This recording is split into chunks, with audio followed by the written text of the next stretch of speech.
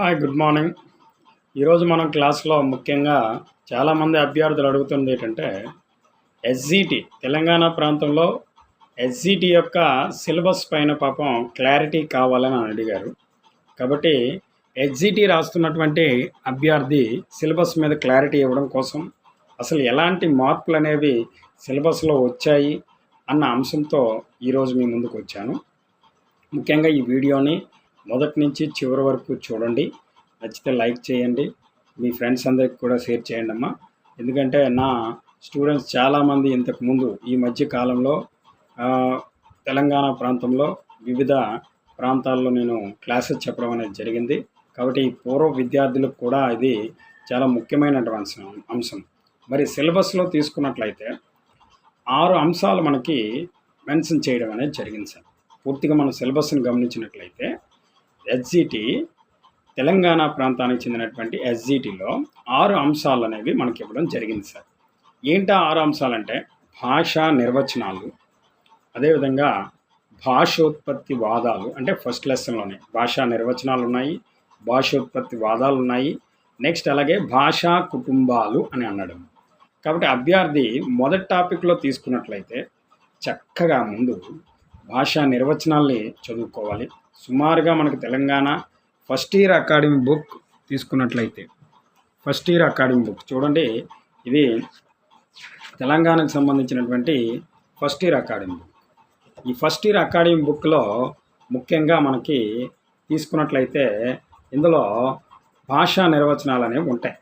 ఈ భాషా నిర్వచనాలు అనేవి చూసుకున్నట్లయితే ఇవ్వండి. ఫస్ట్ మనం ఇలా తీయగానే పేజ్ నెంబర్ చూడండి. ఫస్ట్ నిర్వచనం జీవితం కోసం భాష, బులక్ కమిటీ. జీవితం కోసం భాష అన్నది ఎవరంటే బులక్ కమిటీ. పేజ్ నెంబర్ 3లో చూడండి భాషా నిర్వచనాలు అని ఉంటాయి. చక్కగా అభ్యర్థి ఏం చేయాలంటే లైన్ టు లైన్ ఈ భాషా నిర్వచనాల్ని పక్కగా చదివించుకోవాలన్నమాట.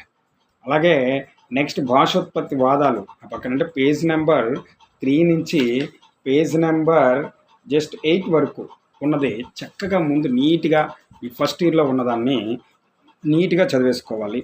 నెక్స్ట్ దాంతోపాటు ఇక్కడ మనకు తీసుకున్నట్లయితే ఇంకా ఏంటి ఇందులో చదవాల్సినటువంటి అంశాలు ఏంటి అంటే నెక్స్ట్ మెయిన్గా భాషా నిర్వచనాలకు సంబంధించి నీట్గా చదివేసుకోవాలి. నెక్స్ట్ అలాగే మనకి భాషా నిర్వచనాల గురించి సెకండ్ ఇయర్ బుక్ ఒకటి ఉంది మనకి. సెకండ్ ఇయర్ ఇది ఆప్షనల్ సబ్జెక్ట్ అనమాట. ఇది ఫస్ట్ చెప్పింది కామన్గా ఫస్ట్ అందరికీ ఉంటుంది, ఇది సెకండ్ ఇయర్ ఆప్షన్. ఇందులో మళ్ళీ భాషా నిర్వచనాలు అనేవి మనకు తీసుకున్నట్లయితే ఇక్కడ కూడా మనకి చూడండి, మీకు చూపిస్తాను. స్టార్టింగ్లోనే ఉంటాయి భాషా నిర్వచనాలు. మీరు బాగా అబ్జర్వ్ చేసినట్లయితే స్టార్టింగ్లోనే భాషా నిర్వచనాలు అనేవి ఉండడం జరుగుతుందన్నమాట. భాషా నిర్వచనాలు ఏంటవి? సామాన్య జ్ఞానం భావ ప్రయత్న సాధనం అన్నాడు, భాషోపాధ్యాయుడు ఏమన్నాడు, నిఘంటుకారులు ఏమన్నారు, వ్యాకరణకారులు ఏమన్నారు, సఫేర్ ఏమన్నాడు, సైమన్ పాటర్ ఏమన్నాడు, నోమ్ చామ్స్కీ ఏమన్నాడు, చరిత్రకారులు ఏమన్నారు, భాషా శాస్త్రజ్ఞులు ఏమన్నారు. ఇలా ఇవన్నీ కూడా మనం భాషకు సంబంధించినటువంటి ఎక్కడ భాషకు సంబంధించిన నిర్వచనం మనకు కనిపించినా ఆ భాషకు సంబంధించిన నిర్వచనాలు అనేవి మస్ట్ అండ్ షుడ్గా మళ్ళీ చదివేసుకోవాలి. మళ్ళీ పేజ్ నెంబర్ 15 అండి. 15 దగ్గర మళ్ళీ మనకు భాషా నిర్వచనాలు ఉన్నాయి. ఇక్కడ ఈ భాషా నిర్వచనాలు ఇక్కడ ఒక 4-5 జాన్ ఫియూక్స్ నిర్వచనం, ఇలా మొత్తంగా సుమారుగా 26-27 నిర్వచనాలు ఉంటాయండి సుమారుగా. ఈ టెక్స్ట్ బుక్ 2 టెక్స్ట్ బుక్లో తీసుకున్నట్లయితే ఆ 27 నిర్వచనాలు కూడా అభ్యర్థి చక్కగా చదివించుకోవాలన్నమాట. నెక్స్ట్ భాషోత్పత్తి వాదాలు. వాదాల గురించి అలాగే మనం తీసుకున్నట్లయితే ఫస్ట్ ఇయర్లో వాదాల గురించి ఏముంది, సెకండ్ ఇయర్ బుక్లో కూడా వాదాల గురించి ఇక్కడ ఏం మెన్షన్ చేసిండు, ఈ మెన్షన్ చేసిన దాంట్లో ఏవేవి ఇక్కడ మనకు కొత్తగా అనిపిస్తున్నాయి, ఇంతకుముందు ఉన్న భాషోత్పత్తి వాదాలకి ఇక్కడ ఏమైనా కొత్తగా ఏమైనా మెన్షన్ చేశాడా అన్న అంశం చూసుకున్నట్లయితే మనకి ఇక్కడ మెయిన్గా వివక్షావాదం అన్నాడు, సమాలోచనావాదం అన్నాడు, సంగీతవాదం అన్నాడు. ఇలా అప్డేటెడ్గా మనం చదువుకోవాలన్నమాట. ఇంకేమైనా ప్రాబ్లం ఇక్కడ ఇచ్చిందా? ఇక్కడ అంతేవిధంగా మనం తీసుకున్నట్లయితే దైవదత్తవాదం. ఇంతకుముందు దైవదత్తవాదంలో శివుడు ఢమర్క శబ్దం నుంచి భాష ఉద్భవించింది, దాని నుంచి అనేసి మనం చదువుకుంటాం. కానీ ఈ కొత్త బుక్లో మళ్ళీ ఏమిచ్చాడు, సరస్వతీదేవి తన వీణ అయినటువంటి కచ్చపీని సరస్వతీదేవి తన వీణ అయినటువంటి కచ్చపీని మ్రోగించడం వల్ల ఆ కచ్చపీ నుండి కొన్ని అక్షరశక్తులు వెలువడ్డాయి, ఆ అక్షరశక్తులే భాషగా ఉద్భవించాయని చెప్పడం అనేది అక్కడ జరిగింది మనకి. కాబట్టి అభ్యర్థి ఫస్ట్ ఇయర్ బుక్లో తెలంగాణ మెయిన్గా మెన్షన్ చేసిండు కూడాను. మెథడాలజీ తెలంగాణ అకాడమిక్ బుక్స్ అని ప్రాపర్గా మెన్షన్ చేశాడు. కాబట్టి మీరు తెలంగాణకి సంబంధించిన అకాడమిక్ బుక్స్లో వాడు ఇచ్చినటువంటి టైటిల్కి అనుగుణంగా భాషా నిర్వచనాల నుంచి ఏముంది, నెక్స్ట్ అదేవిధంగా భాషా నిర్వచనాలు అక్కడేమున్నాయి ఇక్కడేమున్నాయి అన్నీ కలిపి చదువుకోవాలి. నేను క్లాస్ చెప్పినప్పుడు ఎలాగా ఇవన్నీ కలిపి కూడా మీకు నోట్స్ ఇవ్వడం అనేది జరుగుతుంది. అది ఎలాగో మీకు అది తెలిసిన విషయమే. కానీ నెక్స్ట్ అదేవిధంగా భాషోత్పత్తి వాదాలు, వాటిని కూడా ఇవి కలిపి ఇంకా నేను పాత మొత్తం అన్నీ కలిపి కూడా మిళితం చేసి మీకు చెప్తున్నాను. కాబట్టి ఏ ప్రాబ్లం ఉండదు. నెక్స్ట్ అలాగే భాషా కుటుంబాల గురించి రెండోది. ఫస్ట్ భాషా నిర్వచనాలు చూసాము, భాషోత్పత్తి వాదాలు చూసాము. నెక్స్ట్ భాషా కుటుంబాల గురించి ఏం చేయాలి.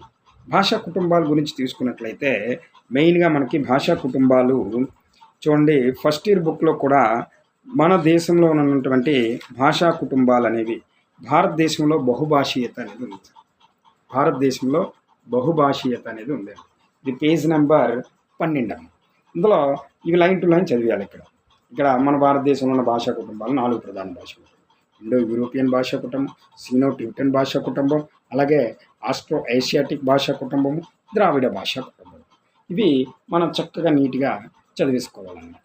వాడు మధ్య మధ్యలో అడుగుతుంటాడు, గ్రీక్ ఏ భాషా కుటుంబం అంటాడు, గదభ ఏ భాషా కుటుంబం అంటాడు, నెక్స్ట్ అదేవిధంగా కుకీచిన్ ఏ భాషా కుటుంబం అంటాడు. కాబట్టి మనం లైన్ టు లైన్ చదివేసుకొని నా నోట్స్ చదివిన తర్వాత మీరు అకాడమిక్ బుక్లు చూసి లైన్ టు లైన్ ఇంకా చదివేసుకొని ఏదైనా చిన్న పాయింట్ ఎక్కడైనా మిస్ అయినట్లయితే దాన్ని కూడా మీరు రాసుకున్నట్లయితే మనకు ఒక బిట్ కూడా పోకుండా ఉంటుందన్నమాట. చాలా వాల్యుబుల్. డిఎస్సిలో ఒక హాఫ్ మార్క్ కూడా చాలా వాల్యుబుల్. కాబట్టి అభ్యర్థి ఈ విధంగా ముందు సిలబస్ ప్రకారం ముందు ఏది ఇచ్చినా ఆ సిలబస్ ప్రకారం ఏది ఇచ్చినా బిట్ చేసుకోగలిగేటట్టుగా మీరు ప్రిపరేషన్ కొనసాగించాలి. అది గుర్తుంచుకోండి. నెక్స్ట్ అలాగే ఇప్పుడంటే ఫస్ట్ లెసన్ చూసాను భాష అంటే మళ్ళీ భాషా కుటుంబాలకు సంబంధించి మనకి సెకండ్ ఇయర్లో కూడా ఇచ్చాడు వాడు. సెకండ్ ఇయర్లో ఎక్కడ ఇచ్చాడంటే మీకు చెప్తాను చూడండి. పేజ్ నెంబర్ మనకి సెకండ్ ఇయర్కి సంబంధించి భాషా కుటుంబాలు అనేవి ఇదిగోండి పేజ్ నెంబర్ 13. ఇదిగోండి ప్రపంచ భాషల వర్గీకరణ. మరి భారతదేశంలో భాషల గురించి ప్రపంచ భాషల వర్గీకరణ గురించి మనకి ఇక్కడ ఇవ్వడం జరిగింది. మళ్ళీ బీఈడి బుక్లో మ్యాటర్ ఉంటుంది. మళ్ళీ తెలంగాణ అకాడమిక్ బుక్లు మాత్రమే చదవండి. మెన్షన్ చేస్తున్నాను నేను బాగా మీకు. తెలంగాణ అకాడమిక్ బుక్లు మాత్రమే చదవండి. నీకు ఆంధ్రప్రదేశ్కు సంబంధించినటువంటి డ్రాఫ్ట్ కాపీలో ఉన్న సమాచారం నీకు అవసరం లేదు. ఆంధ్రప్రదేశ్లో డ్రాఫ్ట్ కాపీ సమాచారం ఆంధ్రప్రదేశోడికి అవసరం తప్ప తెలంగాణ ప్రాంతంలో స్పెసిఫిక్గా అకాడమిక్ బుక్స్ ఉంటుండగా నీకు అలాంటి డ్రాఫ్ట్ కాపీ చూసి అనవసరంగా సమయాన్ని వృధా చేసుకోవద్దు. ఇక నీకు ప్రపంచ భాషల వర్గీకరణ, ఇండో యూరోపియన్ భాషలు ఉన్నాయి. అలాగే డ్రాఫ్ట్ కాపీలు తీసుకున్న 10 భాషా కుటుంబాలు ఉంటాయి. అవి నీకు అవసరం లేదు. వాడు ఏపీడిఎస్సి వాడికి అవసరం. నీకు ఇక్కడ తీసుకున్న ప్రపంచంలో 5 ముఖ్యమైన భాషా కుటుంబాలు. ఇండో యూరోపియన్ భాషా కుటుంబం ఉంది, సీనో టిబెటన్ భాషా కుటుంబం ఉంది, నెక్స్ట్ అదేవిధంగా ఇండో ఉగ్రియన్ భాషా కుటుంబం ఉంది, నెక్స్ట్ అదేవిధంగా మనకి తీసే సెమాటిక్ అమిటిక్ భాషా కుటుంబం ఉంది, ద్రావిడ భాషా కుటుంబం. మళ్ళీ ఇందులో మన ఆంధ్రప్రదేశ్ మన భారతదేశానికి మళ్ళీ ప్రపంచానికి సంబంధం ఏముంది. ఈ విధంగా మళ్ళీ వీటిని టాలీ చేసుకుంటూ ఈ ఫస్ట్ యూనిట్ని చక్కగా చదువుకోవాలన్నమాట. అంటే చక్కగా క్లాస్ వినాలి. ఆ క్లాస్ విన్న తర్వాత దానికి సంబంధించిన నోట్స్ నీట్గా అకాడమిక్ బుక్ని ఫాలో అప్ చేసుకోవాలి. మళ్ళీ అదేవిధంగా దాని మీద ప్రాక్టీస్ పేపర్ చేసేయాలి. అంటే నువ్వేం చేయాలి, ముందు భాషా నిర్వచనాలు చదివేయాలి ఏ బుక్లో ఉన్నా సరే. అదేవిధంగా భాషోత్పత్తి వాదాలు ఏ మ్యాటర్ ఉన్నా సరే చదివేయాలి. అలాగే భాషా కుటుంబాలకు సంబంధించిన మ్యాటర్ ఉన్నా సరే నువ్వు చక్కగా చదివేయాలి. ఆ చదివేసిన తర్వాత నువ్వు దాని మీద చక్కగా ప్రాక్టీస్ పేపర్స్ని చేయాలన్నమాట. అప్పుడు నీకు ఆ ఫస్ట్ యూనిట్ అనేది కంప్లీట్ అయిపోయినట్టు. ఇక నెక్స్ట్ సెకండ్ యూనిట్కి వద్దాం. సెకండ్ యూనిట్లో ఏమన్నాడు వాడు, మాతృభాష బోధనా లక్ష్యాలు, కనీస అభ్యసన సామర్థ్యాలు, విద్యా ప్రమాణాలు, త్రిభాషా సూత్రము, ద్వితీయ భాషగా తెలుగు బోధన అన్నాడు. సెకండ్ యూనిట్ ఏమన్నాడు, మాతృభాష బోధన లక్ష్యాలేంటి, అదేవిధంగా కనీస అభ్యసన సామర్థ్యాలేంటి, విద్యా ప్రమాణాలేంటి, విద్యా ప్రమాణాలు మళ్ళీ ద్వితీయ భాషగా తెలుగు ఏంటి, నెక్స్ట్ అదేవిధంగా మనకి ఇక్కడ తీసుకున్నట్లయితే ద్వితీయ భాషగా తెలుగు తర్వాత మనకి త్రిభాషా సూత్రం గురించి ఇచ్చాడు. అంటే ఇవి మాత్రం చదువుకోవాలి. ముందు లక్ష్యాలు స్పష్టీకరణ చదివేటప్పుడు గమ్యాలంటే ఏంటి, ఉద్దేశాలంటే ఏంటి, లక్ష్యాలంటే ఏంటి, స్పష్టీకరణలు ఏంటో చదువుకోవాలి. అవి చదువుకున్నాక మళ్ళీ జనరల్గా లక్ష్యాల వర్గీకరణ ఉంటుంది. జ్ఞానాత్మక రంగం, భావవేశ రంగం, మానసిక చలనాత్మక రంగం, చక్కగా చదువుకోవాలి. ఆ రంగాల్లోకి ఏ లక్ష్యాలు వస్తాయి, వాటి సీక్వెన్స్ ఆర్డర్ ఏంటి, ఇది మీకు ట్రై మెథడ్లో అన్ని మెథడ్లో వస్తుంది, అన్ని మెథడాలజీలో కూడా ఉంటుంది. నెక్స్ట్ అలాగే చక్కగా మన మాతృభాషకు సంబంధించినటువంటి లక్ష్యాలు స్పష్టీకరణ చదువుకోవాలి. మన మాతృభాషకు సంబంధించిన లక్ష్యాల స్పష్టీకరణలో ఏంటి, అది దానికి తీసుకున్నట్లయితే మెయిన్గా ప్రాథమిక స్థాయిలో ఎన్ని ఉన్నాయి, మాధ్యమిక స్థాయిలో ఎన్ని ఉన్నాయి, ఉన్నత స్థాయిలో ఎన్ని ఉన్నాయి, ఇలా అవి ఇప్పటి నుంచి ఎప్పటి వరకు అమల్లో ఉన్నాయి, వాటిని తీసేసి మళ్ళీ కనీస అభ్యసన సామర్థ్యాలు ఎందుకు వచ్చాయి, మళ్ళీ వాటిని తీసి లేటెస్ట్గా మళ్ళీ విద్యా ప్రమాణాలు ఎప్పుడు వచ్చాయి, మళ్ళీ విద్యా ప్రమాణాలు ఎవరెవరు తీసుకొచ్చారు, మళ్ళీ ఆ విద్యా ప్రమాణాలు మన కంటెంట్ బుక్లో 7 ఉంటున్నాయి, మన కంటెంట్ బుక్లో 6 ఉంటున్నాయి, మరి మెథడాలజీ బుక్లో 7 ఉంటున్నాయి, మరి కంటెంట్ బుక్లోని మెథడాలజీ బుక్లో వేరియేషన్ ఏంటి, మళ్ళీ ఆ విద్యా ప్రమాణాలు ఇప్పుడు ఎన్ని రకాలుగా కుదించారు, అవి మళ్ళీ 8th 9th class 10th class చూస్తే అవి 3 కనిపిస్తున్నాయి మనకి. అవగాహన, ప్రతిస్పందన కనిపిస్తుంది, అదేవిధంగా వ్యక్తీకరణ, సృజనాత్మకత కనిపిస్తుంది, భాషాంశాలు కనిపిస్తున్నాయి, మళ్ళీ 7 మళ్ళీ అందులోకి వెళ్ళాయి. మరి కంటెంట్లో తీసుకున్నట్లయితే ప్రశంస, సృజనాత్మకత కలిసి ఉంటుంది. మన మెథడ్ బుక్లో అయితే సృజనాత్మకత, ప్రశంస వేరువేరుగా ఒక దగ్గర ఉంటుంది. మరి దేన్ని ఫాలో అవ్వాలి, మెథడాలజీకి ఏం ఫాలో అవ్వాలి, కంటెంట్కి వచ్చేసరికి ఏం ఫాలో అవ్వాలి, ఇలాంటి సందిగ్ధమైనటువంటి పరిస్థితుల్లో అభ్యర్థి ఉంటారు. కాబట్టి వీటన్నిటికీ కూడా క్లారిటీగా మనం వీడియోస్ చేసి పెట్టామన్నమాట. క్లారిటీగా మన క్లాసెస్లో మీకు చెప్పడం అనేది జరిగిందనమాట. క్లారిటీ వీడియోస్ ఉన్నాయి. మనకు కావాలంటే ఎవరికైనా రివిజన్ కావాలంటే మన సిలబస్ ప్రకారం వీడియోస్ పెట్టాం మనం. కేవలం 150 రూపాయలకి మాత్రమే వీడియోస్ 6 months వ్యాలిడిటీ ఉన్నాయి. చక్కగా వీడియో క్లాసెస్ చెప్పాను, తర్వాత దానికి సంబంధించిన నోట్స్ కింద ఇచ్చాము, మళ్ళీ దాని మీద టెస్ట్ సిరీస్ కూడా మనం కండక్ట్ చేశాము. చాలా అద్భుతంగా వీడియోస్ రావడం జరిగింది. కాబట్టి ఎవరైనా రివిజన్ పర్పస్లో కావాల్సిన వాళ్ళు నా నెంబర్కి ఫోన్ చేయండి, మీకు డైరెక్ట్ లింక్ పెడతాను. రైట్, అది సెకండ్ లెసన్కి సంబంధించి. అంటే ద్వితీయ భాషగా తెలుగు ఎక్కడుంది మేషారని మళ్ళీ డౌట్. ద్వితీయ భాషగా తెలుగు మళ్ళీ నీకు ఉమ్మడి ఆంధ్రప్రదేశ్లో ఉన్నటువంటి బుక్లో ఉందమ్మా. నీకు మళ్ళీ ఉమ్మడి ఆంధ్రప్రదేశ్లో ఏదైతే బుక్ ఉందో అందులో ద్వితీయ భాషగా తెలుగు అనేది ఉంది తప్ప నీ ఇప్పుడున్న మెథడాలజీ బుక్లో ద్వితీయ భాషగా తెలుగు లేదు. త్రిభాషా సూత్రం అంటావా, త్రిభాషా సూత్రం నీ దగ్గరే కనిపిస్తుంది. అది ఎంత వాల్యుబుల్లో మనందరికీ బాగా తెలిసిన విషయము. కాబట్టి త్రిభాషా సూత్రం చదువుకోండి. ధ్వని, పుట్టుక, ఉత్పత్తి స్థానాలు కూడా చదవండి. ఎందుకంటే అది కంటెంట్లోనూ మెథడ్లో 2 in 1గా వస్తుంది. స్థానాలు అంటే ఏంటి, కరణాలు అంటే ఏంటి, కరణాలు ఏంటి అంటారు, స్థానాలను ఏంటంటారు, ధ్వని పుట్టే ప్రదేశం ఏంటి, ధ్వని పుట్టేటట్టు చేసేవేంటి, ఇలా అన్ని అంశాల మీద క్లారిటీ అనేది అభ్యర్థికి చాలా అవసరమమ్మా. నెక్స్ట్ అది సెకండ్ టాపిక్లో విద్యా ప్రమాణాలు ఎన్ని ఉన్నాయి, కనీస అభ్యసన సామర్థ్యాలు ఎన్ని ఉన్నాయి, లక్ష్యాలు ఎన్ని ఉన్నాయి, ప్రాథమిక స్థాయిలో 7 ఉన్నాయి, మాధ్యమిక ఉన్న స్థాయిలో 10 ఉన్నాయి. ఆ 10లో ఏవి జ్ఞానాత్మక రంగం, ఏవి భావవేశ రంగం, ఏవి మానసిక చలనాత్మక రంగానికి సంబంధించినవి.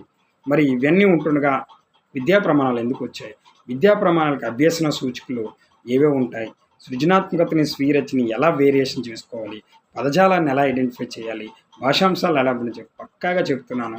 విద్యా ప్రమాణాల నుంచి బిట్టు లేకుండా నీకు బిఎస్సి పేపర్ ఉండదు, చూసుకోండి. అది కంటెంట్లోనైనా ఉండొచ్చు, మన మెథడాలజీలోనైనా తప్పనిసరిగా బిట్ అనేది రావడం జరుగుతుంది. కాబట్టి అలా సెకండ్ యూనిట్ మనం చదువుకోవాలి. ఇంకా థర్డ్ యూనిట్ వచ్చేసరికి భాషా సామర్థ్యాలు, భాషా నైపుణ్యాలు. తరగతి గది అన్వయం చేసుకుంటూ వీటిని చాలా చక్కగా నేర్చుకోవచ్చు. అవే శ్రవణము, భాషణము, పఠనము, లేఖనము.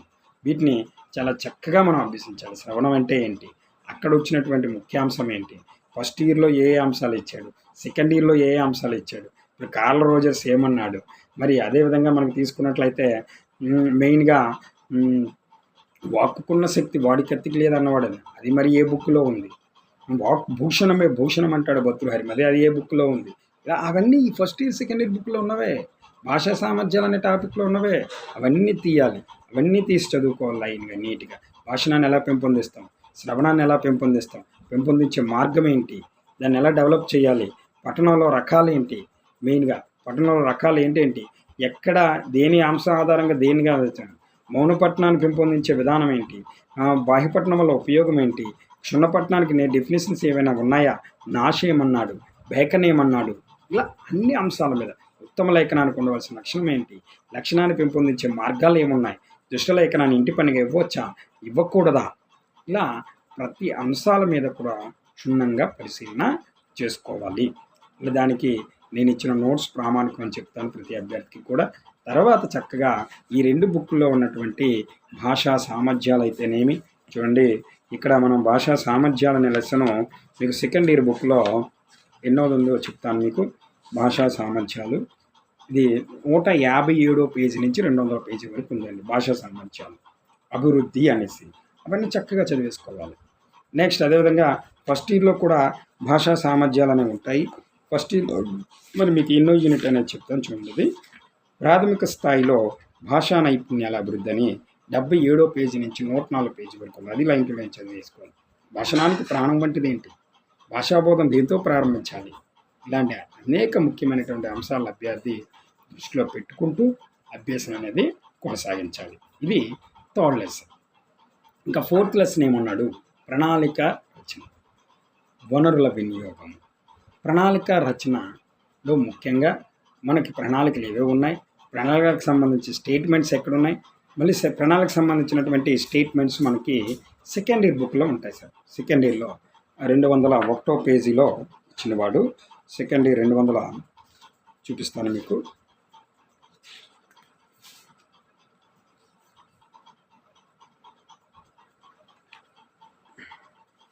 భాషా వనరుల వినియోగం, భాషా పాఠ్యపుస్తకాల గురించి అక్కడ ఇవ్వడం జరిగింది. నెక్స్ట్ అదేవిధంగా మనకి ప్రణాళికల గురించి 254 పేజీ చూద్దాము. 254 పేజీ చూద్దాం. వెయిట్ ఇది ఆన్సర్. ఇక్కడ మనకి జాన్ అర్జెంట్ ఏమన్నాడు, బెంజమిన్ ఫ్రాంక్లిన్ ఏమన్నాడు, నెక్స్ట్ ఏ ప్రణాళికలు ఉన్నాయి, అలెన్ లైకెన్ ఏమన్నాడు, చార్లీ చాప్లిన్ ఏమన్నాడు, ఇలా వాటి యొక్క కొటేషన్స్ ఇచ్చాడు. అవి మనం క్లాస్ చెప్పినప్పుడే చక్కగా చెప్పుకుంటాం. మరి ఒక ప్రణాళిక తయారు చేసేటప్పుడు ఏ అంశాలు ఇమిడి ఉంటాయి, ఎన్ని అంశాలు దృష్టిలో పెట్టుకోవాలి, విద్యా ప్రణాళిక అంటే ఏంటి, విషయ ప్రణాళిక అంటే ఏంటి, వార్షిక ప్రణాళిక అంటే ఏంటి, అదేవిధంగా యూనిట్ ప్రణాళిక అంటే ఏంటి, పాఠ్య పథకం అంటే ఏంటి. పాఠ్య పథకంలో మళ్ళీ ఇక్కడ మనకి కొత్తగా మనం అప్డేట్ కావాల్సినటువంటి మరొకటి ఏంటంటే ముఖ్యంగా చూడండి, మీరు తీసుకున్నట్లయితే చక్కగా చదువుకోవాల్సిన అంకాత్మక పాఠ్య పథకం చూడండి. అదేవిధంగా లలిత కళాత్మక పాఠ్య పథకం, నవప్రవర్తక పాఠ్య పథకం, నెక్స్ట్ అదేవిధంగా కృత్యాధార పాఠ్య పథకం, వివరణాత్మక పాఠ్య పథకం, ఇవన్నీ చదువుకోవాలి. చక్కగా వాటిని చదువుకోవాల్సిన అవసరం మనకి ఎంతైనా ఉంది. మళ్ళీ మీకు థర్డ్ లెసన్లో ప్రత్యేక అవసరాలు కలిగిన పిల్లల్ని ఇచ్చాడు. దానికోసం మీరు ఏమీ భయపడవలసిన అవసరం లేదు. మీరు పర్స్పెక్టివ్లో దాన్ని బాగా సమ్మిళిత విద్య, సాహిత్య విద్య దగ్గర చదువుతారు. అక్కడ నేర్చుకున్న అంశాలు ఇక్కడ ఉపయోగపడతాయి. కాబట్టి దానికంటూ ప్రత్యేకంగా మీరు తెలుగు మెథడాలజీ చదవాల్సిన అవసరం లేదు. అక్కడ ప్రత్యేక అవసరాల విద్య బాగా చదువుతారు. మెయిన్గా అక్కడ డిస్ఫేసియా, ఫేసియా, గ్రాఫియా, డిస్గ్రాఫియా, డిస్కార్ట్లూరియా అనే పదాలు మెయిన్గా మనకి ఎల్ఎస్ఎల్డబ్ల్యూకి సంబంధించినవి అనమాట. కాబట్టి ఒక 10 బిట్లు ఉంటాయి. ఆ 10 బిట్లు సంబంధించి ఇక్కడ ప్రత్యేక అవసరం, సమ్మిళిత విద్య అంటే ఏంటి, సాహిత్య విద్య అంటే ఏంటి, ఇవన్నీ కూడా మీరు పక్కగా చదువుకుంటారు. కొత్తగా యాడ్ చేసిన అంశం ఏంటంటే ప్రత్యేక అవసరాలు కలిగిన విద్య అనేది అక్కడ మనకి మెన్షన్ చేశాడమ్మా భాషా నైపుణ్యాల దగ్గర. కాబట్టి దానికైతే మీరు వరి అవ్వాల్సిన అవసరం ఏమీ లేదు. కావాలంటే దానికి సంబంధించి మన మెథడాలజీకి సంబంధించి మీకు ఎవరికైనా పీడిఎఫ్ పాత్రలు కావాలంటే నా నెంబర్కి వాట్సాప్ చేయండి, నేను మీ పీడిఎఫ్ పంపిస్తాను, నో ప్రాబ్లం. మరి అదేవిధంగా ఇక్కడ తీసుకోండి ప్రత్యేక అవసరాలు కలిగిన పిల్లలది. మెయిన్గా ఏంటంటే మన టెక్స్ట్ బుక్లో ఎక్కడ పేజ్ నెంబర్ 66 అమ్మ. మన టెక్స్ట్ బుక్లో ఫస్ట్ ఇయర్ టెక్స్ట్ బుక్లో 66 నుంచి జస్ట్ 74 వరకు, 67 నుంచి 74 వరకు ఉన్నదండి. జస్ట్ అవన్నీ కూడా చదువుతుంటే అర్థమైపోతాయి. అయినా సమ్మిళిత విద్య, సాహిత్య విద్యలో మీరు బాగా నేర్చుకుంటారు అక్కడ. దాన్ని ఆ మ్యాటర్ అనేది అక్కడ సరిపోతుంది. కాబట్టి దాని గురించి వరి అవ్వాల్సిన అవసరం ఏమీ లేదు. ఇంకెవరికైనా పాత విద్యార్థులు ఎవరైనా ఉన్నట్లయితే మీకు పీడిఎఫ్ కావాలంటే నా నెంబర్కి మెసేజ్ పెట్టండి, మీకు నేను పీడిఎఫ్ పంపిస్తాను, డోంట్ వరీ. రైట్. అలాగే మనం ఇక్కడ నేర్చుకోవాల్సిన మరొక అంశం ఏంటంటే ప్రణాళిక రచన, వనరుల వినియోగం. టెక్స్ట్ బుక్ ఏంటి, పాఠ్యపుస్తకం గురించి, ఉపవాచకం గురించి, కృషి పుస్తకం అంటే ఏంటి, అధ్యాపక దర్శనం అంటే ఏంటి, కృషి బాల సాహిత్యం అంటే ఏంటి, వీటి అంశాల మీద జనరల్గా ఐడియా ఉన్నట్లయితే సరిపోతుందమ్మా. అది 4th లెసన్. ఇంకా నెక్స్ట్ 5th లెసన్ బోధనోపకరణాలు. బోధనోపకరణాలు అంటే మనకు తెలిసింది. బోధనోపకరణాలు ఎన్ని రకాలు? 4 రకాలు. బోధనోపకరణాలు అనేవి 4 రకాలు. ఆ బోధనోపకరణాల్లో మళ్ళీ 4 రకాల్లో దృశ్య పరికరాలు, శ్రవ్య పరికరాలు, శ్రవ్య దృశ్య పరికరాలు, ప్రత్యేక అవసరాలు కలిగిన పిల్లలు ఉంటాయండి. మీరు అక్కడ మళ్ళీ తయారు చేసినవి, కొనుగోలు చేసినవి, అవన్నీ సేకరించవలసినవి అవన్నీ ఉంటుందండి. మీరు అవి మీకు అవసరము లేదు. అది ఆంధ్రప్రదేశ్కి సంబంధించిన డ్రాఫ్ట్ కాపీకి సంబంధించింది. మీరు అవి చదవద్దు. మీకు ఉన్నవి 4 రకాలు. ఆంధ్రప్రదేశ్ డ్రాఫ్ట్ కాపీ సంబంధించినవి అవి. ఆ సమాచారం మీకు అవసరం లేదు. ఇక్కడ మీరు నేర్చుకోవాల్సింది ఇదిగోండి తెలంగాణ బుక్కి సంబంధించి నేను ఎప్పుడు స్పెసిఫిక్గా అకాడమిక్ బుక్ని బేస్ చేసుకొని మీ క్లాసెస్ అనేవి కానీ ఏవైనా నేను చెప్పడం అనేది జరుగుతుంది. స్పెసిఫిక్గా మనకు వాడు ఇవ్వడం జరిగింది. పక్కాగా మనకి వాడు ఇక్కడ మెన్షన్ చేశాడు కూడా. బోధనోపకరణాలు 4 రకాలు. ఇదిగోండి మీ తెలంగాణ అకాడమిక్ బుక్లో. దీన్ని బేస్ చేసుకొని చదువుకోండి. శ్రవ్య పరికరాలు, దృశ్య పరికరాలు, శ్రవ్య దృశ్య పరికరాలు, ప్రత్యేక అవసరాలు. మళ్ళీ ఇక్కడ మరొక అంశం అభ్యర్థి ఇక్కడ గమనించాలి. ఏమని గమనించాలంటే దృశ్యోపకరణాలు మన పాత బుక్లో అయితే, ఉమ్మడి ఆంధ్రప్రదేశ్లో బుక్లో అయితే యాక్చువల్గా అది కరెక్ట్గా మనకు కన్ఫ్యూజ్ లేకుండా ఉంటుంది. కానీ ఇక్కడ ఏమైనా మెన్షన్ చేసాడు చూడండి. ఇక్కడ ఏమైనా మెన్షన్ చేసిండు వీడు, వ్యక్తిగత బోధనోపకరణాలు, దృశ్యోపకరణాలని 2 రకాలుగా డివైడ్ చేశాడు. వ్యక్తిగత, సామూహిక అనేసి. వీడి సామూహిక వ్యక్తిగతం అందున వ్యక్తిగతంగా తరగతి గదిలో ఉపయోగించే ముద్రిత ఉపకరణాలని వ్యక్తిగత ఉపకరణాలు అనేసాడండి. పాఠ్యపుస్తకాలు, వార్తాపత్రికలు, కరపత్రాలు, పరిశీలన గ్రంథాలు, సంపుటాలు, గోడ పత్రిక, ఇవన్నీ కూడా ఏంటంటే వ్యక్తిగత బోధనోపకరణాలుగా చెప్పాడండి. ఎవడు మనకి వ్యక్తిగత దృశ్యోపకరణాల దగ్గర. అలాగే సామూహిక బోధనోపకరణాల్లో ఇవి TV, computer, LCD projector, over head projector ఇవన్నీ ఇచ్చాడు. అవి యాక్చువల్గా ఇవన్నీ మనం ఎక్కడ చదువుతాం, శ్రవ్య దృశ్య పరికరాల్లో చదువుతాం. కానీ ఈ బుక్లో వీడు అకాడమిక్ బుక్లో ఈ విధంగా మెన్షన్ చేశాడు కాబట్టి అభ్యర్థి వ్యక్తిగత బోధనోపకరణాలు అంటే ఇక్కడున్న దాని ప్రకారం పాఠ్యపుస్తకాలు, వార్తాపత్రికలు, కరపత్రాలు, పరిశీలన గ్రంథాలు, మూల గ్రంథం, గోడపత్రికలు ఏవైనా సరే వ్యక్తిగత బోధనోపకరణలకు వస్తాయి.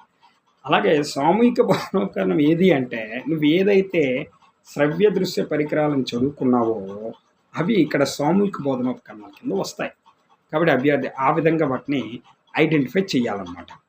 ఈ విధంగా ఇక్కడికి వస్తే అంటే అటు బిట్టు అడిగే దాన్ని బట్టి వెళ్ళాలి. యాక్చువల్గా మనకి ఉమ్మడి ఆంధ్రప్రదేశ్లో ద్విపార్శ్వ, త్రిపార్శ్వ, సాంకేతిక ఉపకరణాలు అని ఉంటాయి. ఆ విధంగా బిట్ అడిగితే ఆ విధంగా మీరు వెళ్ళండి. ఈ విధంగా బిట్ అడిగితే ఈ విధంగా మనం మెన్షన్ చేయండి. మరి వ్యక్తిగత బోధనోపకరణాలు ఏవి అంటే తెలంగాణలో ఉన్నటువంటి ఈ అకాడమిక్ బుక్ పేజ్ నెంబర్ 176 దీని ప్రకారం వెళ్ళండి అకాడమిక్ బుక్లో అనమాట.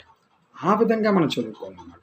ఆ విధంగా ఈజీగా మనం ఎలాంటి కన్ఫ్యూజ్ లేకుండా మనం ఈ విధంగా చదువుకున్నట్లయితే ఆ ఉన్నటువంటి ఆ బిట్ని ఈజీగా మనం తెచ్చుకోవచ్చు. ఈజీగా 6 బిట్స్ని ఈజీగా చేయగలం. ఇప్పటికొచ్చి మన నోట్స్ నుంచి ఒక్క బిట్ కూడా పోలేదమ్మా ఇంతకుముందు ప్రీవియస్ పేపర్లో మన నోట్స్ నుంచి నేను చెప్పినటువంటి కాన్సెప్ట్ నుంచి కూడా. కాబట్టి మీరు నేను ఇచ్చినటువంటి గైడెన్స్ని ప్రాపర్గా ఫాలో అవ్వండి. ఫాలో అవుతూ మీరు చదవండి. గ్యారెంటీ పక్కా మీకు ఈజీగా వచ్చేస్తాయండి. ఈజీగా 6 బిట్స్ 6 మీరు చేసుకోగలుగుతారు. ఇది బోధనోపకరణాలు. మరి అక్కడ మనకి పరామర్శ గ్రంథాలు, మూల గ్రంథాలు, నెక్స్ట్ మళ్ళీ ఆయన రెక్టిఫై చేశాడు. అక్కడ పరామర్శ గ్రంథాలు అన్నాడు, మూల గ్రంథాలు అన్నాడు, పఠనాలయాలు అన్నాడు, గ్రంథాలయాలు అన్నాడు. ఏంటి మూల గ్రంథాలు ఏంటి, పరామర్శ గ్రంథాలు ఏంటి, పఠనాలయాలు ఏంటి అంటే గ్రంథాలయం ఏంటి? గ్రంథి అనే పదం నుంచి వచ్చిందే గ్రంథాలయం. ఈ గ్రంథాలయం అనేది మనం తీసుకున్నట్లయితే గ్రంథి అంటే ముడివేయబడిన అర్థమండి. గ్రంథి అంటే ముడివేయబడిన అని అర్థమండి. ఆ గ్రంథి అనే పదం నుంచి వచ్చిన పూర్వం తాళపత్ర గ్రంథాల మీద రాసి వాటి చివరిలో ముడివేసి వాటిని తీసుకెళ్ళి భద్రపరిచేవారు. ఆ కావాల్సినప్పుడు తీసుకునేవారు. గ్రంథాలయంలో కూడా పుస్తకాలను ఏం చేస్తారు, భద్రపరుస్తారు కదా, ఆ విధంగా అన్నమాట. కాబట్టి గ్రంథి అని ఆ విధంగా ఆ పదం నుంచి గ్రంథాలయం పాఠశాలకు ముందు కాయాలి. పిల్లల విజ్ఞాన ద్వారాలు ఏవి అంటే గ్రంథాలయాలు. మరి అలాంటి గ్రంథాలయాల గురించి చదువుకోవాలి. తరగతి గ్రంథాలయానికి మరియు పాఠశాల గ్రంథాలయానికి ఉన్నటువంటి వేరియేషన్ ఏంటి, తరగతి గ్రంథాలయం అంటే ఏంటి, తరగతికి సంబంధించిన మొత్తం ఉంటాయి, పాఠశాల గ్రంథాలయం మొత్తం అన్నీ ఉంటాయి. కాబట్టి తరగతి గ్రంథాలయాల వల్ల ఏంటి ఉపయోగము, గ్రంథాలయాలు మరి విద్యార్థికి దేనికి సమానం ఉండే ఉదయం కానీ పాఠశాలకు ఉదయం అంటే విజ్ఞాన ద్వారాలు, విశేష జ్ఞాన సంపాదన అనేది ఆ గ్రంథాలయంలో విస్తార పఠనం ద్వారానే పిల్లడికి పెంపొందించడం జరుగుతుంది. మరి పఠనాలయానికి గ్రంథాలయానికి తేడా ఏంటి? పఠనాలయం అంటే గ్రంథాలయానికి అనుబంధంగా ఉన్నది. పఠనాలయము లైక్ స్టడీ అవర్స్, ఇక్కడ వారపత్రికలు, మాస, దిన, గోడ పత్రికలు ఇవన్నీ ఉంటాయి. రేపు అడగొచ్చు వాడు గోడ పత్రిక ఉన్నది ఆలయం, పఠనాలయంలో గోడ పత్రికలు ఉంటాయి. పఠనాలయంలో పాఠశాల పత్రిక ఉంటుంది. పఠనాలయంలో వార్తాపత్రికలు, మాసపత్రికలు, దిన, వారపత్రికలు ఉంటాయి. పఠనాలయం అనేది గ్రంథాలయానికి అనుబంధంగా ఉంటుంది. మరి మూల గ్రంథానికి పరామర్శ గ్రంథానికి తేడా ఏంటి? మూల గ్రంథానికి పరామర్శ గ్రంథానికి తేడా ఏంటంటే, మూల గ్రంథం అంటే మన టెక్స్ట్ బుక్లో ఉన్న పాఠ్యాంశానికి పూర్తి వివరణ ఇచ్చే గ్రంథమే మూల గ్రంథము. అదేవిధంగా పాఠ్యాంశానికి అనుబంధ సమాచారము, అదనపు సమాచారం ఇచ్చేవి ఏవి అంటే పరామర్శ గ్రంథాలు. ఇలాంటి జనరల్ ఐడియా ఉంటే సరిపోతుందండి. వాడు మూల గ్రంథం ఏది, పరామర్శ గ్రంథం ఇంకా నీకు చదవాలని కోరుకున్నప్పుడు ఇక్కడ మనకి చూడండి, చెప్తాను మీకు. వాడు ఇక్కడ ఇదిగోండి page number 213 Telangana second year book 2000. ఇక్కడ గ్రంథాలయం వినియోగము. మీ ఇంట్లో ఒక తోట, ఒక గ్రంథాలయం ఉంటే జీవితంలో నీకు అన్నీ ఉన్నట్లే అంటాడు ప్రసిద్ధ తత్వవేత్త సిసిరో. మీ ఇంట్లో ఒక తోట, ఒక గ్రంథాలయం ఉంటే జీవితంలో అన్నీ మీకు ఉన్నట్టే అంటాడంట. ఎవరంటే తత్వవేత్త సిసిరో. ఇలా గ్రంథాలయం గురించి నెక్స్ట్ మొత్తం ఓవరాల్గా స్టార్టింగ్ నుంచి ఏ గ్రంథాలు వచ్చాయి, ఇప్పుడిప్పుడు ఎక్కడెక్కడ ఏ ప్రాంతంలో తెలంగాణలో గ్రంథాలయాలు ఏర్పాటు చేయడం జరిగింది, వీటి బాలల సాహిత్యం గురించి ఇక్కడ మనకి ఇవ్వడం జరిగింది. కాబట్టి విద్యార్థి ఈ 210 పేజీలో ఉన్నదాన్ని ప్లస్ 211 పేజీలో అంటే మినిమం నాలెడ్జ్ వచ్చేసిన తర్వాత ఇంకా చదవాలని మీకు ఉన్నట్లయితే ఇక్కడ మీరు చదువుకోండి. అలాగే పాట్రిషియా రీఫ్ నేను చెప్తాను మీకు, ఇది నోట్స్లో పాట్రిషియా రీఫ్ గురించి. వినడం ద్వారా 10% గుర్తుంటుంది, చదవడం ద్వారా, చదివిన అంశం ద్వారా. నెక్స్ట్ అదేవిధంగా విద్యార్థుల విన్నదాన్ని బట్టి 20%, అదే చూసిన దాన్ని 30%, చూసిన విన్న అంశం 50%. అదేవిధంగా ఒక అంశం గురించి మాట్లాడితే 70% దానిలో ఉంటుంది. అది ఎవరికైనా చెప్తే 90% గుర్తుంటుంది అనేసి మనం అక్కడ చెప్పుకోవడం జరుగుతుంది. కాబట్టి ఇలాంటి ఎల్సిడి ప్రొజెక్టర్ గురించి, పెన్ డ్రైవ్, దూరిక, తోడప, చూడండి సంగణక మనం చెప్తుంటాము. సంగణకం తెలుగులో ఏమంటారు? అంతర్జాలం, ఇంటర్నెట్, మూషిక, క్రమణాంకం, సిపియు, కీబోర్డ్ వేగకం, శక్తిని, యూపీఎస్. నెక్స్ట్ ఇవి తోడప, ల్యాప్టాప్, పెన్ డ్రైవ్, దూరిక, స్మార్ట్ ఫోన్. ఇవన్నీ ఎక్కడి నుంచి తీసుకుని వచ్చి మేము తయారు చేసిన నోట్స్ మీ ఫోన్కి తయారు చేసి మీకు చెప్తున్నాం జరుగుతుంది. టెలివిజన్ ఏంటి, టెలివిజన్లో మీకు చెప్తుంటాను మన టీవీ 1, మన టీవీ 2, రోదసి. ఇదిగోండి ఇక్కడ ఉన్న తెలంగాణ బుక్లో ఉన్నది అది సమాచారం, ఎక్కడో ఉన్న సమాచారం కాదు. తెలంగాణ బుక్ పేజ్ నెంబర్ 2007లో ఉంది. దృశ్య శ్రవ్య అంక్యాత్మ సామగ్రి, ప్రతిస్పందించే బోర్డులు ఏంటి, ఇవన్నీ కూడా మనం ఇప్పుడు టెక్స్ట్ బుక్లో, లేటెస్ట్ టెక్స్ట్ బుక్లో ఏ విధానంలో ప్రాసెస్ ఉంది, ఇవన్నీ కూడా చక్కగా అభ్యర్థి నేర్చుకోవాలి. నేర్చుకుంటే బిట్ అనేది ఇటు పోకుండా ఉంటుంది. అది నెక్స్ట్ ఇంకా లాస్ట్ లెసన్, చాలా ముఖ్యమైన లెసన్ మూల్యాంకనం. మూల్యాంకనంలో అభ్యర్థి నేర్చుకోవాల్సింది ముఖ్యంగా పరీక్ష అంటే ఏంటి అంటే, నేను ఇచ్చిన నోట్స్లో పరీక్ష అంటే ఏంటి, పరీక్షలో ఉన్నటువంటి మెయిన్ పరీక్ష పూర్వకాలంలో ఎలా ఉండేది, ఇప్పుడు ఎలా వచ్చింది, పూర్వకాలంలో ఎందుకు విశ్వసనీయత లేదు, ఇప్పుడు ఎందుకు విశ్వసనీయత ఉంది, నిలుపుదల విధానం ఎప్పుడు వచ్చింది, అసలు నిలుపుదల విధానం అంటే ఏంటి, నిలుపుదల విధానాన్ని ఎప్పుడు రద్దు చేశారు, అప్పటి నుంచి ఏంటి ప్రాసెస్లో ఉంది, నెక్స్ట్ అంటే ఏంటి, మరి నెక్స్ట్కి పరీక్షకి తేడా ఏంటి, ఫండమెంటల్ నాలెడ్జ్ అంటారు. ఫండమెంటల్ నాలెడ్జ్ మూల్యాంకనం అనే లెసన్ ఫండమెంటల్. ఇది నెక్స్ట్ అంటే ఏంటి, పరీక్ష అంటే ఏంటి, మాపనం అంటే ఏంటి, మదింపు అంటే ఏంటి, మరి మూల్యాంకనం అంటే ఏంటి, మూల్యాంకనంలో ఇవన్నీ ఎలా ఇముడు ఉన్నాయి అన్న ఫండమెంటల్ నాలెడ్జ్కి కొత్త అభ్యర్థి ఎవరైనా సరే ఈ ముందు ఫండమెంటల్ నాలెడ్జ్ నేర్చుకోవాలి. అందుకే మీకు నేను అందరికీ ఫండమెంటల్ నాలెడ్జ్ చెప్తాను. నాలెడ్జ్ చెప్పిన తర్వాత అప్పుడు సీసీలోకి వెళ్ళాలి. ఇవి తెలియకుండా సీసీలోకి వెళ్తే పునాది లేకుండా బిల్డింగ్ లేపినట్టు ఉంటుంది. అసలు మీ ముత్తాతలు ఎవరు, ఎలా వచ్చిండ్రు, ఏందనేది ఒక స్టోరీ రూపంలో ఉంటే అప్పుడు మనకు బాగా గుర్తుంటుంది. కాబట్టి ముందు మన పరీక్ష అంటే ఏంటి, నెక్స్ట్ అంటే ఏంటి, మాపనం అంటే ఏంటి, మదింపు అంటే ఏంటి, మూల్యాంకనం అంటే ఏంటి, ఇలా ప్రతి అంశాన్ని కూడా మనం క్షుణ్ణంగా నేర్చుకోవాలి. నేర్చుకున్న తర్వాత అప్పుడు సీసీలోకి ఎంటర్ అవ్వాలి. సీసీ ఎప్పుడు వచ్చింది, సీసీని ఎవరు తీసుకొచ్చారు, సీసీలో ఎలా నిర్వహిస్తున్నారు, సీసీలో సి అంటే ఏంటి, మరో సి అంటే ఏంటి, ఈ అంటే ఏంటి, నిరంతరం అంటే ఏంటి, సమగ్ర అంటే ఏంటి, మూల్యాంకనం అంటే ఏంటి, సమగ్ర మూల్యాంకనం అంటే ఏంటి, మరి దీన్ని ఆర్టీయాక్లో ఎక్కడ పొందుపరిచారు, సిబిఎస్ఈ ఎక్కడ పొందుపరిచింది, ఇలాంటి అన్ని అంశాలు కూడా అభ్యర్థి వీటన్నిటిని కూడా మైండ్లో దృష్టిలో పెట్టుకోవాలి. మళ్ళీ ఆ సీసీ కేంద్రం ఎంత శాతం కేటాయించింది, తెలంగాణ స్టేట్ ఎంత కేటాయించింది సీసీఈకి, నిర్మాణాత్మక మూల్యాంకనానికి ఎంత, సంగ్రహణాత్మక మూల్యాంకనానికి ఎంత, నిర్మాణాత్మక మూల్యాంకనం ఎప్పుడు నెరవేరుస్తారు, సంగ్రహణాత్మక మూల్యాంకనం ఎప్పుడు నెరవేరుస్తారు, మరి నిర్మాణాత్మక మూల్యాంకన సాధనాలు ఏంటి, సంగ్రహణాత్మక మూల్యాంకన సాధనాలు ఏంటి, ఇవేంటి మళ్ళీ మనకి తీసుకున్నట్లయితే మెయిన్గా మీకు చెప్తాను నేను. చూడండి మూల్యాంకన సాధనాలు, ఎప్పుడైనా సరే మూల్యాంకన సాధనాలు, ఇది మూల్యాంకన సాధనాలు పేజ్ నెంబర్ చూసుకొని 290లో ఉంటాయి మూల్యాంకన సాధన. మీ పట్టిక రూపంలో చెప్తాను. ఇవే ఇక్కడ ఉన్నవే, ఇవి మీ తెలంగాణ బుక్లో ఉన్నవే మూల్యాంకన సాధనాలు. పాఠ్య విషిక మూల్యాంకన సాధనాలు. అందులో ఏ వస్తాయి? ఉపాధ్యాయ నియమిత పరీక్షలు వస్తాయి, ప్రామాణిక పరీక్ష పత్రాలు వస్తాయి. మళ్ళీ వీటి ప్రామాణిక పరీక్ష పత్రాలు మళ్ళీ 4 రకాలు. మళ్ళీ సాధారణ విద్యా సాధన పరీక్ష శ్రేణులు, ప్రత్యేక పాఠ్య విషిక, నైపుణ్య రంగ సాధన, ప్రత్యేక పరీక్ష శ్రేణులు. లోక నిర్ధారణ పరీక్షలు అంటే ఏంటి? మనోవిజ్ఞానం సంబంధించిన పరీక్షలు ఏంటి? ప్రవర్తన అధ్యయన పద్ధతులు ఏంటి? మళ్ళీ మూల్యాంకనంలో NCF 2005 ఏం చెప్పింది?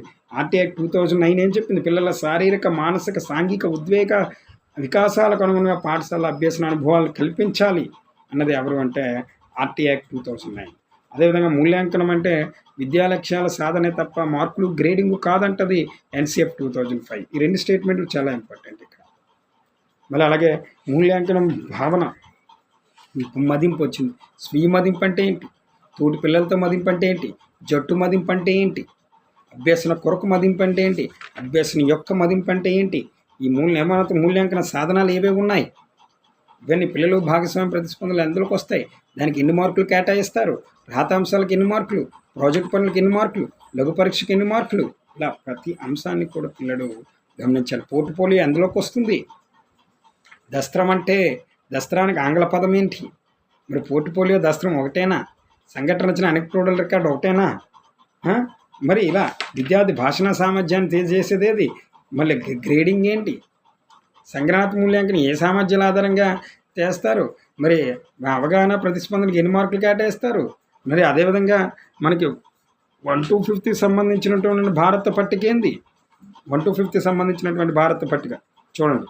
1 to 5 సంబంధించినటువంటి భారత పట్టిక మన ఫస్ట్ ఇయర్లో ఉంటుంది. చూడండి, 1 to 5 సంబంధించినటువంటి భారత పట్టిక. మౌఖిక పరీక్ష, రాత పరీక్ష, భారతం, నిర్మాణాత్మక మూల్యాంకనం అని పడుతుంది. అది నిర్మాణాత్మక కాదు, సంగ్రహాత్మక మూల్యాంకనం అనమాట. జస్ట్ అక్కడ సంగ్రహాత్మక మూల్యాంకనం. రాత పరీక్ష వినడం, మాట్లాడడానికి ఎన్ని మార్కులు ఇస్తారు? Page number 204. నేను పేజ్ నెంబర్లు మెన్షన్ చేసినప్పుడు చూసుకోండి. 204 ఈ పట్టిక. ఇక్కడ ఏ పట్టిక ఉంటే ఆ పట్టికల మీద ఐడియా రావాలి. మళ్ళీ ఆ మ్యాటర్ చదవండి, బిట్టు కూడా పోకుండా ఉంటుంది. ఆ మ్యాటర్ చదవండి, దాని గురించి అక్కడ మూల్యాంకనం సంబంధించి లైన్ టు లైన్ చదివేయండి. ఇది ఈ టెక్స్ట్ బుక్లో ఉంటుందండి. మూల్యాంకనం సంబంధించి లైన్ టు లైన్ చదివేయండి, బిట్ వెళ్ళిపోతుంది. చక్కగా అప్పుడు ప్రాక్టీస్ పేపర్స్ చేయండి. ఈ విధంగా మొత్తంగా ఇక్కడ మీకు గుర్తుంచుకోవాల్సిన మరొక ముఖ్య అంశం ఏంటి అంటే బోధనా పద్ధతులు అనేది అసలు మెన్షన్ చేయలేదన్నమాట. మనకి టెట్లో మళ్ళీ మెన్షన్ చేశారు. టెట్లో మళ్ళీ బోధనా పద్ధతులు ఉన్నాయి, భాషా స్వభావం అదంతా ఇచ్చిండు. కానీ డిఎస్సికి మాత్రం బోధనా పద్ధతి మెన్షన్ చేయాలి. ఎలాగైనా నువ్వు టెట్కి చదువుతావు కాబట్టి ఒకవేళ ఆడ ఏమైనా ఇచ్చినట్లయితే చేస్తావు. కాకపోతే డిఎస్ స్పెసిఫిక్గా అదైతే సిలబస్ ప్రకారం అయితే అది చదవాల్సిన అవసరం అయితే లేదు. కాబట్టి భాషా నిర్వచనాలు మరొకసారి చెప్తాను చూడండి. నిర్వచనాలు, వాదాలు, భాషా కుటుంబాలు 3 క్లోజ్. నెక్స్ట్ లక్ష్యాలు, స్పష్టీకరణలు, కనీస అభ్యసన సామర్థ్యాలు, విద్యా ప్రమాణాలు, ద్వితీయ భాషగా తెలుగు, త్రిభాషా సూత్రం క్లోజ్. నెక్స్ట్ భాషా నైపుణ్యాలు, శ్రవణం, భాషణం, పఠనం, లేఖనం. మళ్ళీ నువ్వు సమ్మిళిత విద్యా సహిత విద్యలో చదివినటువంటి ప్రత్యేక అవసరాలు కలిగిన విద్య, అది మన ఫస్ట్ ఇయర్లో కూడా మ్యాటర్ ఉంది. అదొకసారి చూసుకో. కావాలంటే PDF కావాలంటే నా నెంబర్కి నువ్వు మెసేజ్ పెట్టు, నేను మీకు PDF పంపిస్తాను. నెక్స్ట్ అదేవిధంగా నెక్స్ట్ లెసన్ ప్రణాళిక రచన గురించి, పాఠ్యపుస్తకాల గురించి, ఈ బుక్లో ఏమున్నాయి, ఆ బుక్లో ఏమున్నాయి, ఏంటి మార్పు అన్నీ తెలుసుకోవాలి. అంకాత్మక పాఠ్యపథకం, లలిత కళాత్మక పాఠ్యపథకం, కృత్యాధార పాఠ్యపథకం, నవప్రవర్తక పాఠ్యపథకం, వివరణాత్మక పాఠ్యపథకం. నెక్స్ట్ బోధనోపకరణాలు. బోధనోపకరణాలు మళ్ళీ ఏమి ఇచ్చాడు? గ్రంథాలయాలు, పఠనాలయాలు, పరామర్శ గ్రంథాలు, మూల గ్రంథాలు, పరామర్శ గ్రంథాలు, అన్ని అంశాల సమాచారం, నిఘంటువులు అన్ని అంశాల సమాచారం ఉంటుంది. అది కాబట్టి పరామర్శ గ్రంథము. అదే పూర్వగాథాలు, అన్ని పూర్వగాథాలు ఉంటాయి కాబట్టి అది పరామర్శ గ్రంథము. అదేవిధంగా మనుచరిత్ర అనేది ఒక మూల గ్రంథము. ఇది మనుచరిత్ర అంటే అది అల్లసాని పెద్దన గారు రాసింది. అదేవిధంగా మనకి 10th క్లాస్లో భిక్ష అనే పాఠ్యాంశం ఉంది, కాశీఖండము. ఆ కాశీఖండం అనేది మనకి భిక్ష అనే పాఠ్యాంశానికి మూల గ్రంథము. ఇలా మూల గ్రంథం ఏంటి, పరామర్శ గ్రంథం అంటే ఏంటి, పఠనాలయం అంటే ఏంటి, గ్రంథాలయం అంటే ఏంటి, వాటిని అలా చదువుకోవడం అనేది జరుగుతుంది. తర్వాత చక్కగా మూల్యాంకనం, పరీక్ష, నికష, మాపనము, మదింపు, మూల్యాంకనము, మూల్యాంకన సాధనాలు, ఉత్తమ పరీక్షా పత్ర లక్షణాలు, నిర్మాణాత్మక మూల్యాంకనము, సంగ్రహాత్మక మూల్యాంకనము, గ్రేడింగు, రికార్డ్సు, CC వల్ల ఉపయోగాలు, ఇవన్నీ చదువుకున్నట్లయితే ఇది డిఎస్సి సిలబస్ అన్న. ఇదన్నీ బాగా చదువుకోండి. మరికొన్న ముఖ్యమైనటువంటి అంశం ఏది అంటే మీ అందరి చేత ఇంటి దగ్గరుండి చక్కగా చదివించడానికి నేను ఒక చక్కటి ప్లాన్ అనేది వేశాను. అది మెయిన్‌గా మీరు డీఎస్సీ, ఎస్‌జీటీకి చదివినా, స్కూల్ అసిస్టెంట్ తెలుగుకి చదివినా, నెక్స్ట్ అదేవిధంగా టెట్ పర్పస్‌లో ఏ సబ్జెక్ట్ చదివినా సరే నేను టెట్‌కి మంచి ప్లాన్ వేశాను. 30 రోజుల్లో రోజుకు 1 గంట నుంచి 2 గంటలు నువ్వు దీని మీద దృష్టి పెడితే ఆ 30 రోజులు కూడా నువ్వు చక్కగా ఆ తెలుగు అకాడమీ బుక్స్‌ని చదివేసుకుంటావు. 3rd క్లాస్ నుంచి 10th క్లాస్ వరకు. ఆ తెలుగు అకాడమీ బుక్స్‌ని చదివేసుకుంటూ మెథడాలజీని కూడా చదివేసుకోవడం అయిపోతుంది. మొత్తం అన్నిట్లకి కలిపి నేను కేవలం రూ. 100 మాత్రమే తీసుకుంటున్నాను. ఎవరికైనా ఆసక్తి ఉంటే ఇదైతే అద్భుతమైన ప్లాన్ అమ్మ. నా సంగతి మీ అందరికీ తెలిసిందే. నేను ఏదైనా అకాడమీ బేస్డ్ బిట్లే తయారు చేస్తాను. ఏ క్లాస్ అయినా అకాడమీ బేస్డ్ మాత్రమే చెప్తాను. కాబట్టి మీ అందరూ కూడా ఇందులో జాయిన్ అయ్యి ఇది చూసిన ప్రతి ఒక్కరూ కూడా ప్రతి అభ్యర్థికి కూడా దీన్ని సెండ్ చేయండి. ఇలాంటి వీడియోస్ ముందు ఎన్నో వీడియోస్ని మీకు నేను ముందు పెట్టడం జరుగుతుంది. కాబట్టి ఎవరైనా సబ్స్క్రైబ్ చేసుకోకపోతే సబ్స్క్రైబ్ చేసుకోండి. బెల్ బటన్ నొక్కండి. ఆల్ అని నొక్కండి. ఏదైనా మీకు ముందుకు వస్తుంది. నేను మే నెలలో మేబీ నేను ఫ్రీ అయినప్పుడు రోజుకో వీడియో ఆ కవి గురించో దేని గురించో చెప్పి దాన్ని సులభంగా ఎలా గుర్తించుకోవాలి అని మీకు నేను చెప్పడం జరుగుతుంది. కాబట్టి ఎవ్వరూ కూడా అనవసరంగా సమయాన్ని వృధా చేసుకోవద్దు. ప్రతి సమయాన్ని యూటిలైజ్ చేసుకోండి. ఏది ప్రామాణికమో ఆ పుస్తకాలే చదవండి. 1కి 10 సార్లు చదవండి. ప్రాక్టీస్ పేపర్స్ మాత్రం బాగా చేయండి. అది ఆన్లైన్ అయినా ఆఫ్లైన్ అయినా. మనకు తెలుగు ప్రకారం మాత్రం నేను పెట్టినటువంటి ఆన్లైన్ ఎగ్జామ్ సిరీస్లో జాయిన్ అవ్వండి. I wish you all the best. Me KSR.